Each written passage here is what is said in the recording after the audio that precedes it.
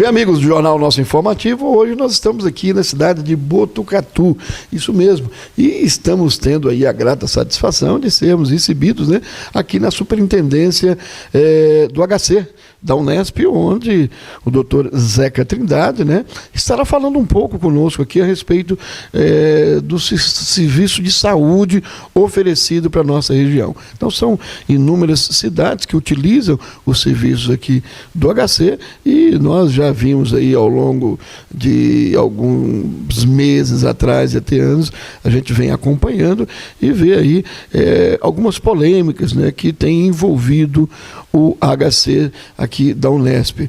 E uma delas que nós gostaríamos de focar aqui é a respeito do atendimento à população, né, da nossa região. Mas, primeiramente, vou abrir espaço para que o doutor Zeca possa cumprimentar os amigos da região, em especial aqueles que utilizam os serviços do HC. Quero dizer que é uma grande satisfação, uma grande honra poder falar com vocês, poder falar com a região, falar com as pessoas, os pacientes da região, a população que usa o SUS, que é a maior população, né, que mais usa o SUS, a maioria da população acaba usando o SUS, todos usamos o SUS, no dia a dia, né? O Sistema Único, a vigilância sanitária também funciona muito. A gente pensa muito em saúde, mas tem que lembrar que a vigilância sanitária ela cuida muito também da alimentação. Se você tem uma alimentação saudável no supermercado, no açougue, isso faz parte do sistema, né, de controle da saúde da população. Quer dizer, então é bem mais só do que atender a doença, mas é cuidar da saúde, que é a função do SUS, cuidar da saúde. Então eu queria dizer à população que nós assistimos, né, que a grande parte é a região do Polo Cuesta e também a região de Avaré, o Vale do Jurumirim, que são as principais cidades que nós atendemos, as cidades da região de Botucatu, 13 cidades de Jurumirim, 14 cidades, e também toda a DRS. O que é a DRS? É o nosso Diretório Regional de Saúde, que a nossa base é Bauru, mas são 68 cidades ali da região. Então essa é a região de saúde que nós atendemos aqui. Eu gostaria de dizer para a população de Botucatu que, graças aos esforços, não é uma questão política, mas eu acho que é uma questão de reconhecimento do nosso governador Tarcísio e do nosso secretário estadual de saúde, doutor Eleusis. Doutor Eleusis, uma pessoa de alta capacidade de conhecimento, uma capacidade de agregar, uma capacidade de inovar e uma capacidade de entregar o serviço, criou a tabela SUS Paulista. A tabela SUS Paulista, com isso, traz dinheiro ao atendimento, não só do Hospital das Clínicas, mas das Santas Casas, dos hospitais menores, e com isso eu acho que a saúde da região, a saúde do estado, ela vem melhorando, né? Você vem trabalhando para diminuir os gargalos. A gente fala gargalo porque é onde você tem os estreitamentos de atendimento. Os gargalos são os pronto-socorros, as filas cirúrgicas e os atendimentos. E eu gostaria de dizer que com esse aporte desse programa, você tem um grande aporte de recurso para os hospitais que fazem um atendimento, né? E com isso você melhora muito a possibilidade de nós melhorarmos o atendimento da saúde. Então é muito importante essa visão que o nosso governador, doutor Tarcísio, e o doutor Eleusis tiveram em atenção à saúde. Eu acho que eles gastaram 4 bilhões por ano a mais em saúde. É um dinheiro significativo. Eu acho que se eu pensasse numa das grandes obras do governo, eu acho que isso é muito importante. Para esse hospital foi muito importante. Significou 145 leitos abertos, significou passar de 2 milhões de atendimentos para 4 milhões de atendimentos de 23 a 25, ou seja, nesse período de gestão desse programa. E nós passamos de 25 mil cirurgias, 25.400 cirurgias para 28.400 cirurgias por ano.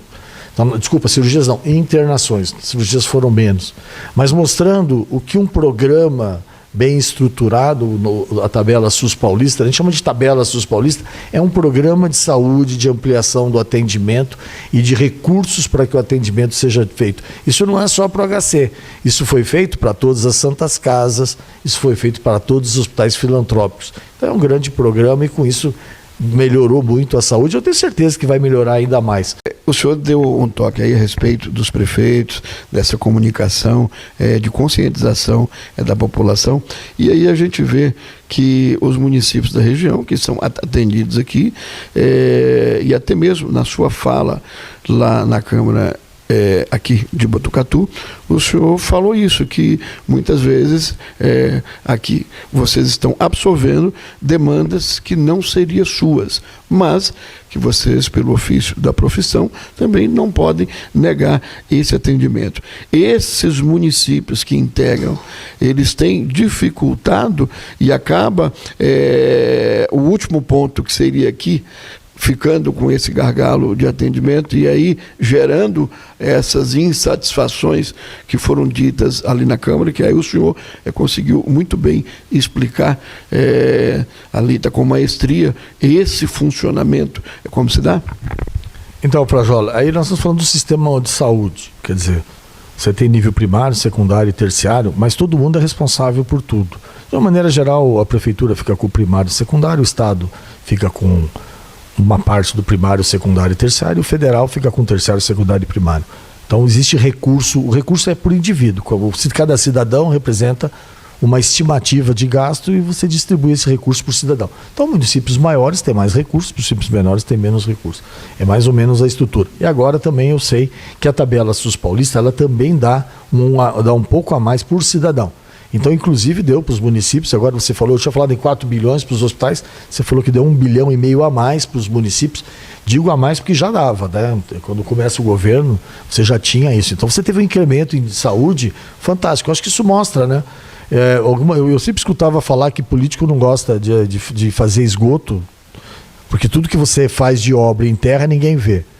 Né? Quando você põe em saúde, gastar dinheiro em saúde, também as pessoas não veem, porque elas não percebem. Você melhora, mas você esquece como era, né? O atendimento melhorou muito. E aí a gente vai tentar trazer para a saúde essa qualidade, essa rapidez do atendimento. Bom, como é que funciona o sistema? Esse aqui é um hospital projetado para ser terciário e quaternário, fazer procedimentos de alta complexidade. Vou dar um exemplo, nós temos pacientes. O SUS tem essa coisa, se precisar do recurso, a gente vai atrás. Nós temos vários pacientes que têm uma prótese dentro do corpo dele que elas custaram mais de R$200 mil. Quer dizer, veja que você gasta. E tem pacientes que fizeram uma cirurgia pequena e a cirurgia ficou em 5 mil. Então o paciente, você usa, é o que eu te falei, por isso que funciona o sistema. Você tem igualdades e desigualdades. Para que esse hospital, então, ele é desenhado?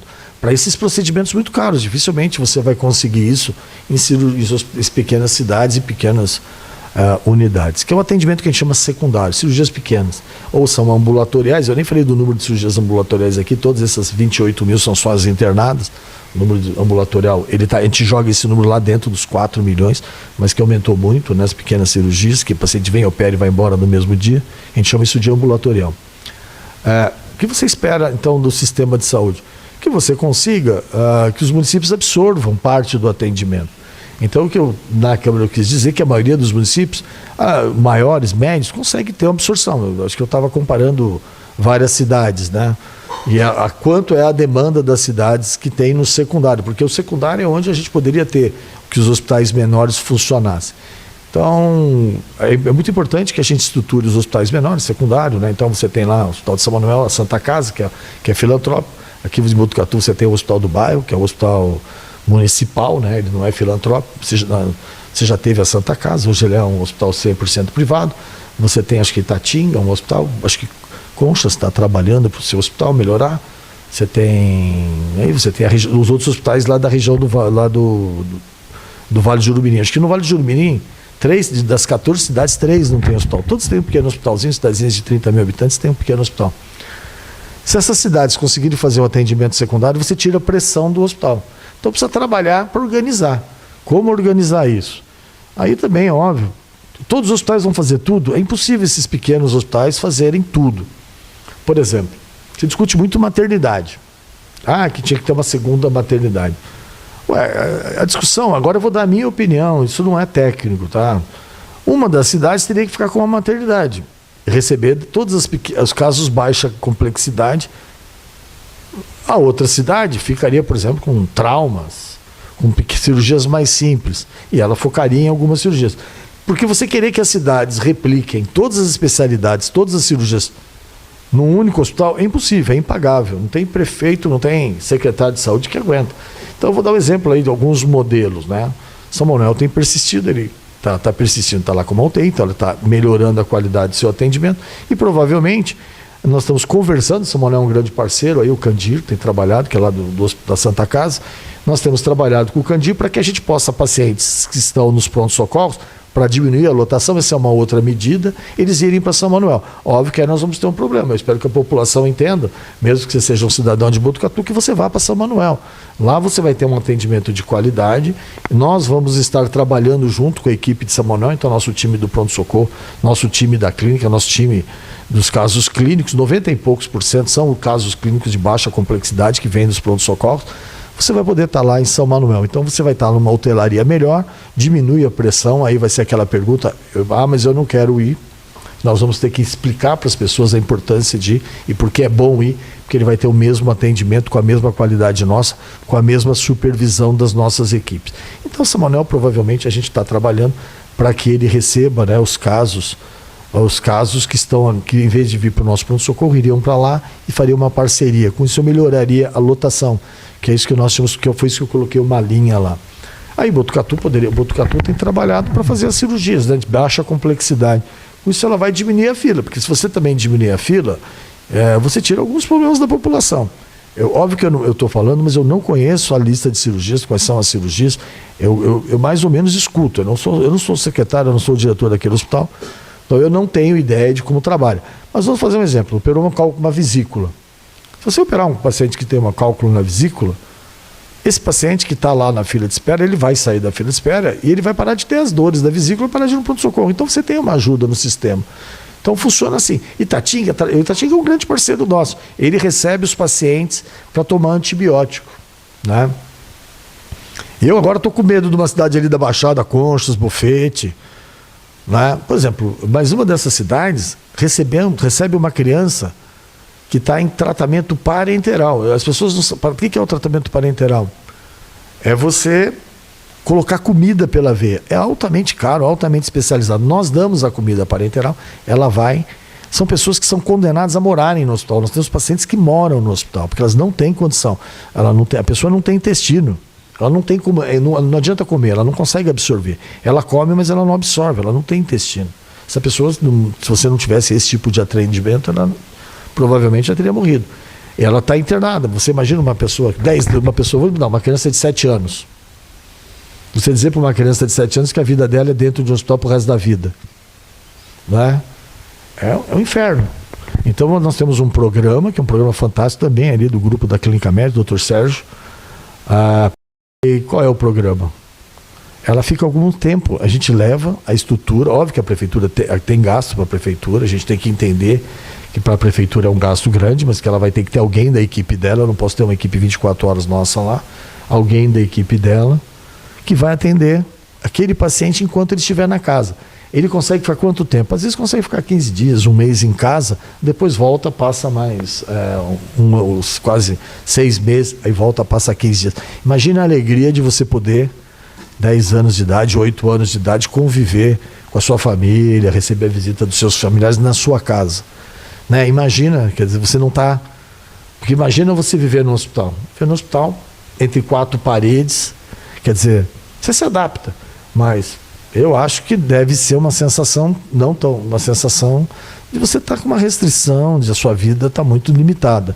Você poder uma criança de 10 anos, uma pessoa de 15 anos, ou uma mulher, né? Imagina você ser uma mulher de 30 anos e ter que morar no hospital. Você tem família, tem filho, tem marido, e um dia você teve um problema e ter que morar no hospital.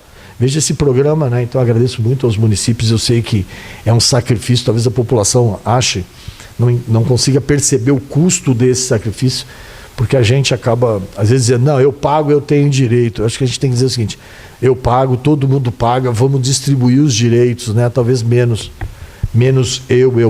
nós, né? Pensarmos na coletividade, porque é só assim, né? Se você pensar na coletividade, que se todo mundo entender, não, agora vai você primeiro, né? Vai você depois, nós todos vamos melhorar. Olha, eu espero aqui, eu vou ter minha vez, eu tenho certeza que o meu momento vai chegar, eu não serei prejudicado se for se você é atendido naquele momento. Então, vamos pensar na coletividade, né? Porque se você imaginasse, se tivesse todo mundo sentado ali e todo mundo fosse da mesma família, Eu tenho certeza que essa discussão de não, deixa o outro ir primeiro, eu vou depois, eu aqui vou esperar, eu acho que todo mundo saberia a resposta, não teríamos dificuldade nenhuma, né? Quem nós vamos atender primeiro, né? Eu sou da área da saúde, e quando deu a vacina da Covid, eu fui vacinado, a minha família não. A pior coisa que tem no mundo é você pegar aquela vacina, receber e saber que seus parentes não terão a mesma oportunidade que você e talvez para eles não chegue. Mas eu acho que a gente vai pensar aqui na coletividade, chegou para todo mundo, isso é a segurança, esse é o SUS, é o governo do estado, é o governo federal trabalhando para a população, é o seu secretário de saúde e o seu prefeito. Então, senhores, nós precisamos entender, eu acho que talvez é a coisa mais difícil de explicar, paciência, todos terão, eu acho assim, paciência, o sistema trabalha para melhorar, mas você não pode, vou dar um exemplo, o pronto-socorro quando começou tinham 3 médicos lá, o pronto-socorro A, hoje tem 12, 10 médicos lá. Quer dizer, a população não foi de 10 para 100 milhões, ela não cresceu nesse número. O atendimento cresceu, o número de consultas cresceu, o atendimento cresceu. Mas por que cresceu o atendimento? Nós somos a população, na nossa região é a população mais doente do mundo? Não. Porque você deu mais instrumentos de saúde e as pessoas procuram.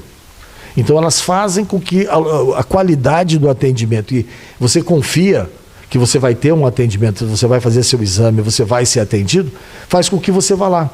Vai acabar indo muita gente no pronto-socorro que poderia, por exemplo, estar no posto de saúde. Então, são questões que nós estamos ouvindo aqui, nós dedicamos esse espaço para entender a saúde, né, da nossa região, para entender o porquê é que você ainda reclama, o porquê que as autoridades, às vezes, por falta de conhecimento, né, de todo o aparato que é colocado à disposição, às vezes tece algumas críticas, ou às vezes até mesmo naquela emoção do calor político, né, para dar uma resposta imediata para aquele cidadão que não teve essa mesma informação, mas o objetivo nosso é esse, é para que você pare um pouquinho, né, e tenha tempo para você entender, que aí sim você vai poder fazer as cobranças que você entender necessárias, né, para todos aqueles que são responsáveis em dar essas respostas, né. Nós temos a equipe que atende no primeiro momento, ali na sua chegada, depois nós temos o pessoal que faz o acolhimento, aí tem os profissionais médicos, tem o pessoal que acompanha os pacientes, os técnicos, os enfermeiros, e tudo isso nós temos que nos colocar no lugar do nosso semelhante, né? Que o foco aqui, pelo que deu para entender, é esse, é a gente se colocar no lugar do outro, né? Que sempre a gente fala, o meu problema é mais importante, né? Eu preciso resolver logo. Isso a gente vê em todos os lugares. E na saúde, essa fila, ela não pode ser exata, porque na saúde eu tenho que entender que pode ter alguém que esteja necessitando mais desse atendimento médico do que eu naquele momento. Eu posso esperar. E, dando sequência, e o senhor falou muito bem aí a respeito das responsabilidades dos municípios, então a gente entende que a descentralização ela acaba sendo necessária desde que tenha aí esse suporte, não é isso, doutor Zeca? É isso mesmo, eu acho que você colocou muito bem. Eu queria dizer para a população que você deve realmente questionar para que a gente continue trabalhando para melhorar, mas que quando a gente não consiga ainda atender todas as suas... eu preciso ser do tempo, porque às vezes nós estamos aqui discutindo o tempo do atendimento, a qualidade. Nós estamos trabalhando, então eu acho que as críticas, elas são sempre bem-vindas, né? As críticas, eu sempre falo, crítica todo mundo aceita, porque nós temos que aceitar as críticas, ninguém é perfeito, né? Porque nós precisamos diferenciar, eu sempre falo, diferenciar crítica de desaforo. Dizer, só porque assim, a gente sempre acha que o que é de graça é ruim, né? Porque não é que é de graça, você paga, a gente precisa entender, não existe ensino gratuito, alguém paga, nós todos pagamos pelo ensino, não existe saúde gratuita, todo mundo paga, tá? Então nós temos que entender isso. Entender que existe sem dúvida nenhuma, porque você continue, eu acho que o Frajó se colocou muito bem. Nós aceitamos todas as críticas e nós estamos trabalhando para melhorar. Veja que nós mesmos, né, nós todos, toda vez nós criticamos porque o que precisamos fazer para melhorar. É uma constante aqui. Quem conhece a minha gestão sabe. Não é só número, eu acho que mais me preocupa agora nem é aumentar tanto o atendimento, acho que tem que aumentar, mas sim informar as pessoas, porque eu estou muito preocupado que as pessoas não estão recebendo a atenção, atenção é olhar, conversar, da comunicação, de falar olho no olho, quer dizer, então as pessoas se acostumaram, não, pode deixar, eu respondo 200 mensagens daqui a pouco, todo mundo dá um sorriso. Falta a comunicação olho no olho, que eu tenho me preocupado muito, que a gente precisa ter. E é isso mesmo, você falou de outra coisa que é muito importante, além da solidariedade entre todo mundo, é o trabalho dos municípios com uma coordenação. É o que eu falo, o hospital faz parte do sistema. A DRS, a doutora Fabiola, ela é a chefe da DRS e coordena muito bem isso. Olha, vocês podem acreditar que a gente não consegue voltar no tempo e ver a saúde como era e como ela tem ficado. Ela tem melhorado. Só que a gente se acostuma e a gente quer que melhore mais, tá? É como você, cidadão. Você melhora, mas chega em casa, alguém acha que você continua igual e pede para você melhorar mais. Aí você, tá bom, e você melhora. Então nós vamos sempre trabalhar, melhorar. E a saúde é uma preocupação, sem dúvida, desse governo. Eu tenho que dizer assim, a tabela SUS paulista, o governo estadual investiu muito, equipamento, 25 milhões de equipamento. Então nós passamos, você passar de 2 milhões para 4 milhões de atendimento numa estrutura que já é desse tamanho, já estava na sua capacidade, sem construir um grande prédio, ele não é da noite para o dia. Então nós aumentamos o estadual hoje está em pleno atendimento, e aumentamos aqui o HC, e agora vamos conseguir tirar mais um pouquinho. Essa é uma unidade que a gente usa, que eu chamo de resgate. Nós estamos sempre reformando e quebrando alguma coisa. Se você quiser passear, eu te levo lá, o Vinícius te leva para conhecer. Mas a ideia é essa, quer dizer, os municípios, é um atendimento dos municípios com a coordenação dos hospitais secundários das prefeituras e nós aqui trabalhando no terciário quaternário. Esse é o sonho. Nós ainda fazemos muito do secundário. E que as cidades, óbvio, elas possam trabalhar junto. Mas com todo esse aparato que o senhor acabou de nos colocar à disposição da população da nossa região de investimentos, mesmo assim, nós tivemos aqui em Botucatu uma audiência pública, onde vários assuntos foram discutidos e naquele momento ali o senhor esteve lá para defender os servidores, tendo em vista que teve ali uma moção que acabou colocando em xeque o atendimento da sua equipe, principalmente no pronto-socorro, onde se chama de Camboja, né? Outros falam hospital de guerra. Então gostaríamos que o senhor nos relatasse aqui. Foi resolvida essa questão? Como está hoje o atendimento do pronto-socorro e por que chegou a esse ponto de ser discutido na Câmara de Vereadores uma situação tão importante para o cidadão que é atendido ali?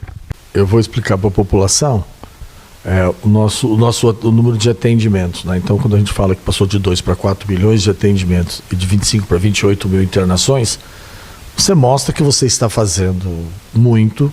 Você não é tão simples mudar. Você não constrói um hospital novo todo dia. Então, a hora que você fala, nós estamos falando em 3 mil atendimentos, 2 mil a mais atendimentos, é um hospital maior que muitos dos outros menores hospitais da nossa região. Então isso mostra que o hospital tem trabalhado. Nós aumentamos a contratação de funcionários em 30%, porque com o Tabela SUS Paulista você recebe recurso, você consegue ir pegando o recurso e reaplicando o recurso. Então nós aumentamos o nosso quadro de funcionário em 30%. Para vocês terem uma ideia, o hospital tem quase 4 mil funcionários diretos e indiretos, sendo 3.570 só para todo o complexo, focado na parte da assistência. Então é um número, nós contratamos quase 600 pessoas em 3 anos. Então veja o tamanho do parque. Aliás, eu queria que as pessoas olhassem o tamanho do atendimento aqui, pega como era e como ficou, para você ver como o dinheiro é investido para ampliar. Vamos então falar de gargalos. Nós trabalhamos por uma demanda, por fluxo. O pronto-socorro, você não consegue determinar a demanda.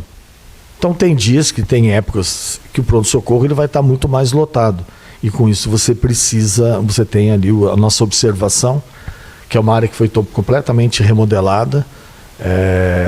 Então, se você for lá visitá-la, depois se quiser eu apresento, óbvio. Para conhecer o nosso pronto-socorro todo é mais complicado filmar, porque tem muito paciente. Mas ele é uma estrutura que foi toda ela remodelada, toda ela climatizada, colocado ar-condicionado em todas as estruturas para que os pacientes...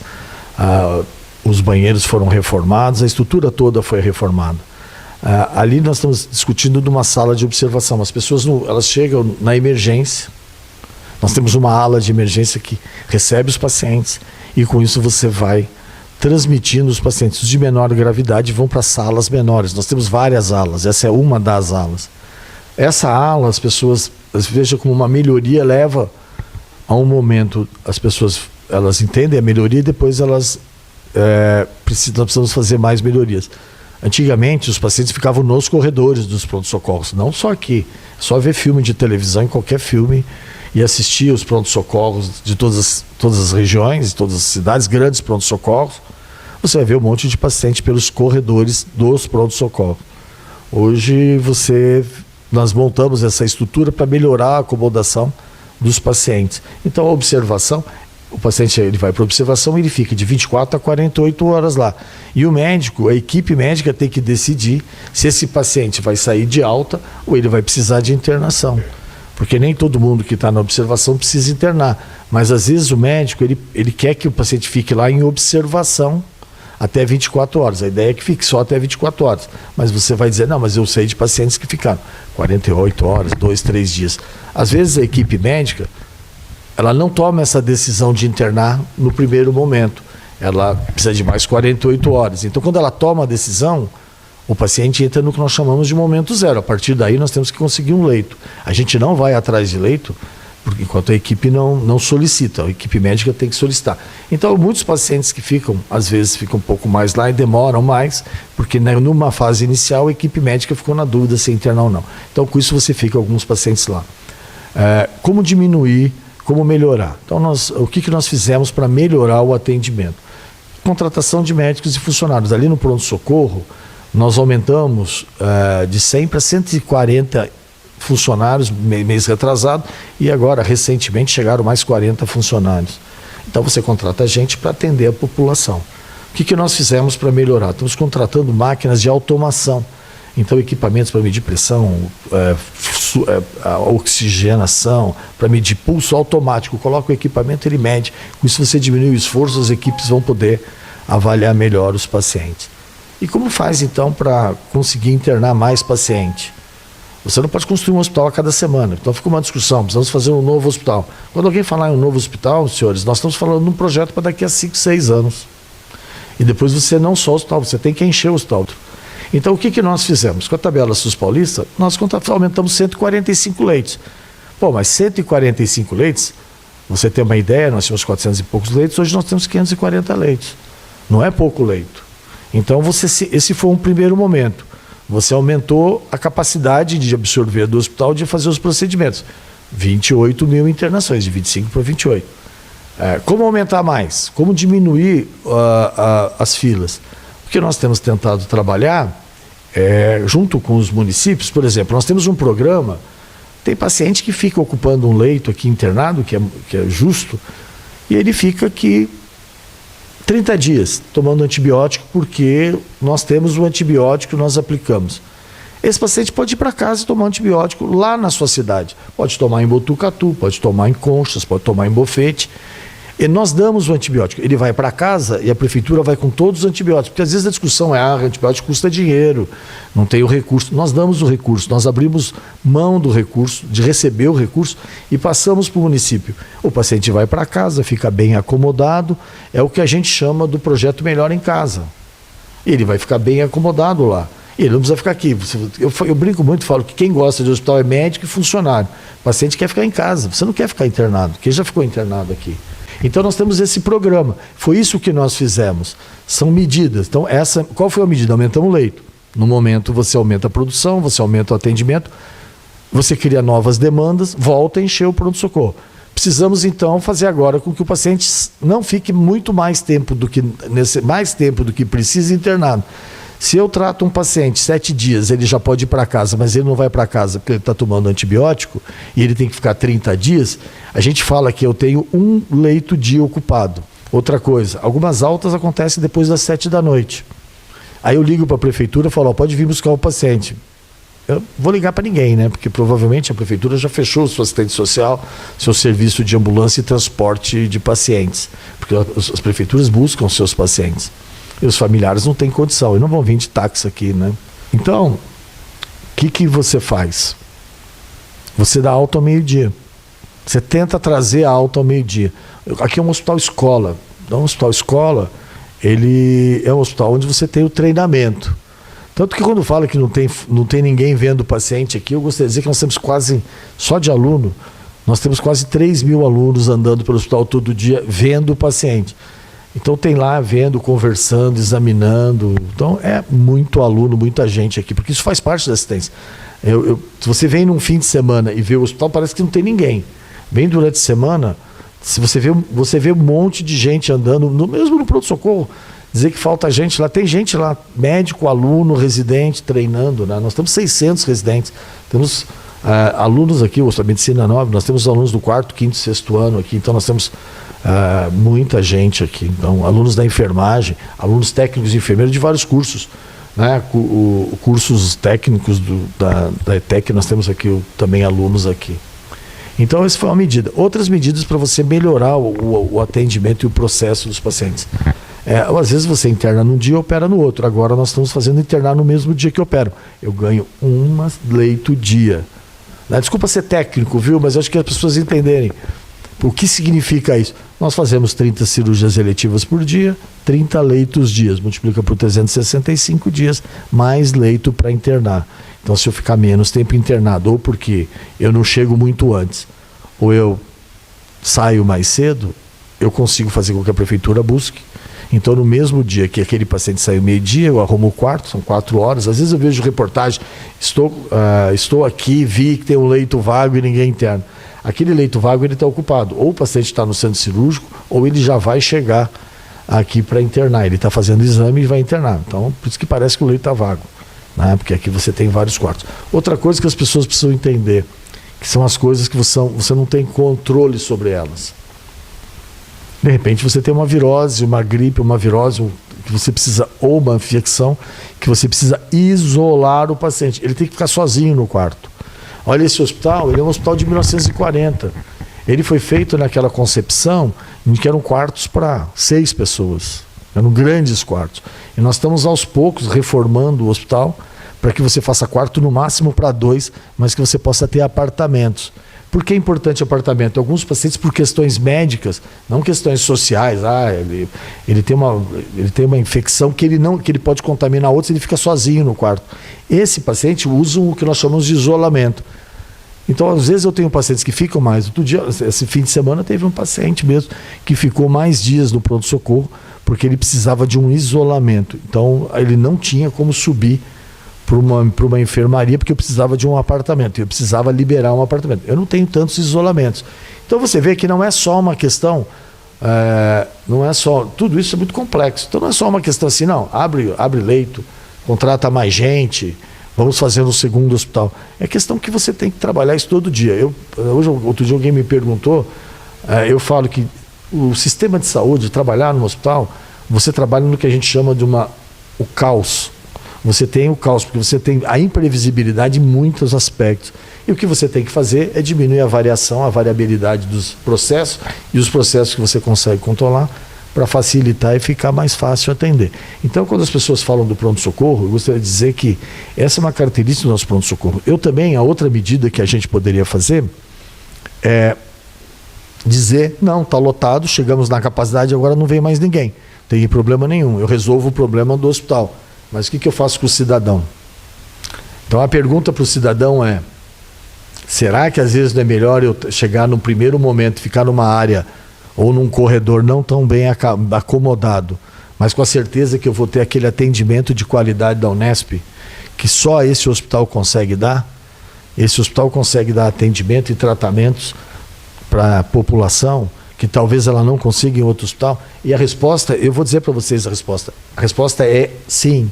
Embora tenha muita reclamação, nós podemos pegar o paciente daqui e transferi-lo. Ele pode ir para Bauru, ele pode ir para São Manuel, ele pode ir para Avaré e ficar acomodado. Nós temos leito nesses hospitais. Aí eu pergunto para o paciente, para o familiar, olha, nós vamos transferir o senhor aqui, nós não temos mais espaço, mas eu vou transferir o senhor para outro hospital da região. Frajola, qual é a resposta que você acha que eu escuto? Qual é? Não, daqui não saio.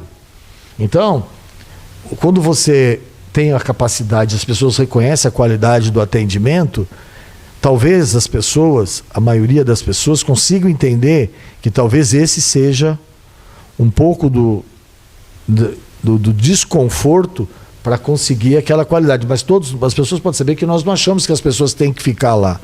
Nós trabalhamos para que elas não fiquem. Mas isso é um processo. Eu tenho certeza que, por exemplo, vamos olhar esse fim de semana. Aquele espaço de observação, só aquele espaço cabem 35 pessoas. Ele foi desenhado para 35 macas e um acompanhante. Esse fim de semana todo, esse feriado todo, ele estava com 22. O fim de semana, se você pegar sábado e domingo, ele fica na média 25.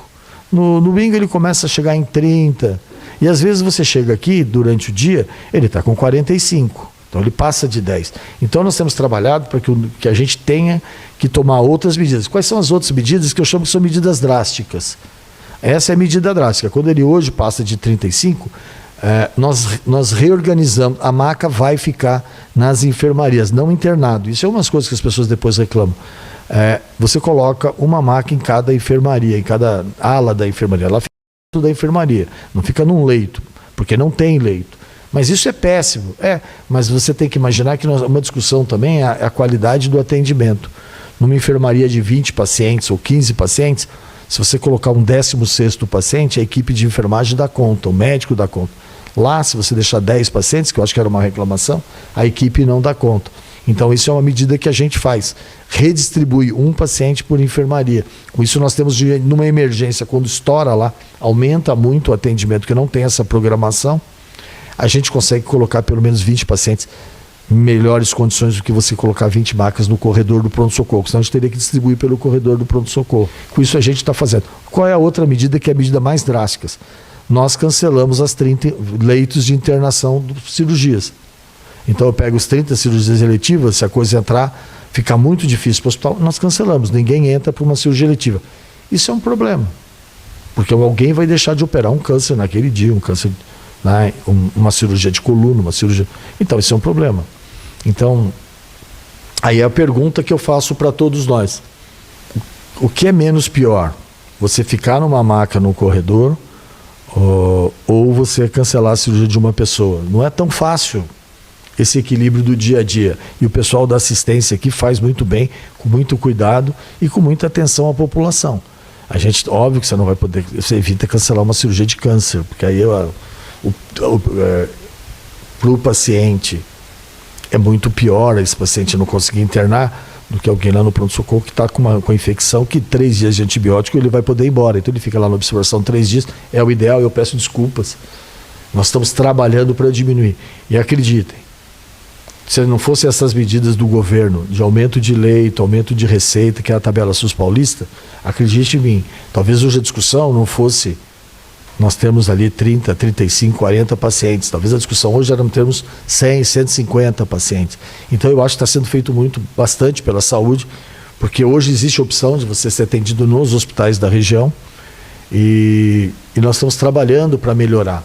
Hoje nosso hospital tem um trabalho, que também é um trabalho do governo da saúde digital, em que a nossa UTI, vou te dar você não perguntou, mas eu vou te dar agora em primeira mão.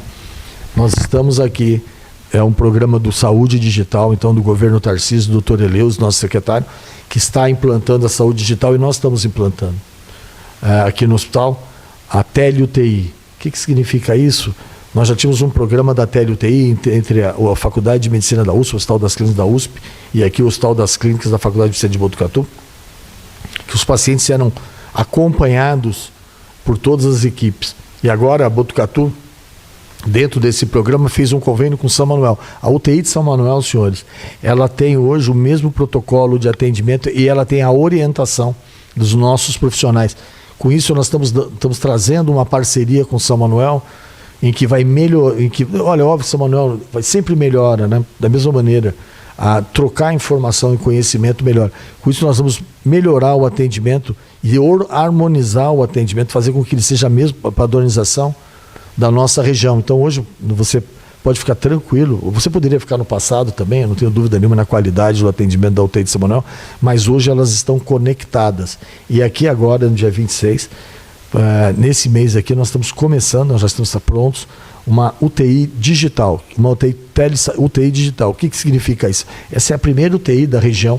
Eu tenho certeza que você talvez Eu só peço, talvez eu não possa falar isso de todos os hospitais particulares, né, da região, todos os hospitais de conveniados da região, mas esse aqui é um hospital SUS que vai ter uma UTI 100% digital.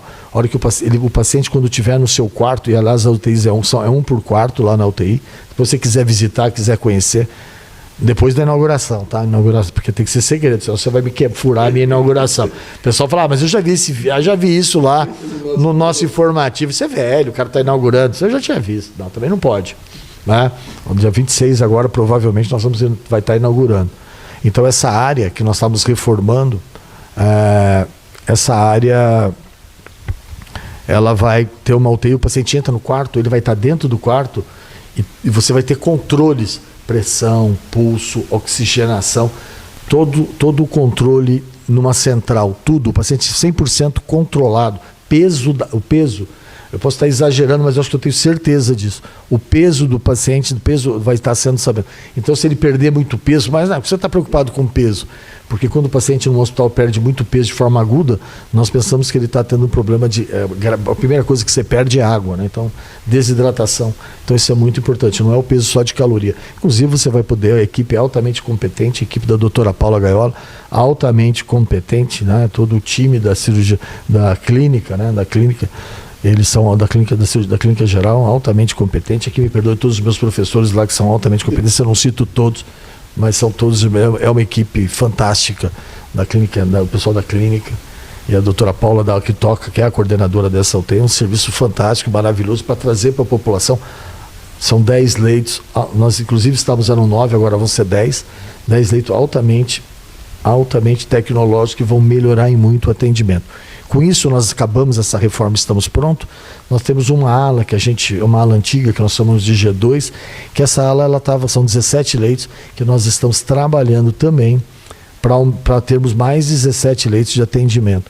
Nós estamos ali acabando a reforma, porque para você fazer uma UTI digital no hospital de 1940, você tem que fazer forma, passar cabo, e o cabo tem que passar pelas enfermarias. Então agora a gente finalizou essa área, então essa área nós vamos poder então aumentar mais leitos aqui no atendimento. Então, mas óbvio que você não vai fazer um hospital da noite para o dia, você não vai fazer 500 hospitais, 200, que é uma discussão tem que ser uma discussão madura, a gente nunca deve trabalhar.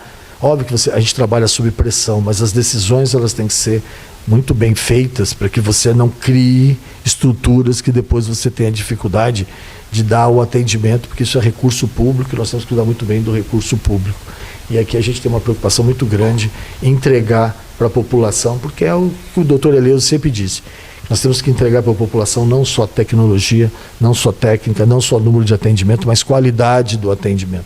Eu acho que é isso que nós temos que trabalhar muito nesse hospital hoje, que eu acho que é para melhorar a comunicação. Eu acho que o grande problema, óbvio que nós temos muitos, mas um grande problema o que eu vejo é a comunicação. Nós estamos trabalhando muito na humanização, que é a comunicação. Eu acho que se você melhorar a comunicação, as pessoas conseguirem entender o porquê elas estão ali, o que elas vão receber, eu acho que é isso que falta. Meu amigo, Jornal Nosso Informativo, estamos acompanhando aí uma entrevista com o doutor Zeca Trindade, ele que é superintendente, né? Agora presidente do HC, Unesp, o Botucatu, e a gente aí ouvindo vários questionamentos, né? Vários esclarecimentos por parte do doutor Zeca, e vale ressaltar que nós temos ainda vários outros assuntos. Então, nós optamos por dividir essa entrevista. Então, você acompanhou aí a primeira parte e aguarde, que em breve nós estaremos aí lançando a segunda parte dessa entrevista com o doutor Zeca Trindade. Continue conectado no nosso informativo.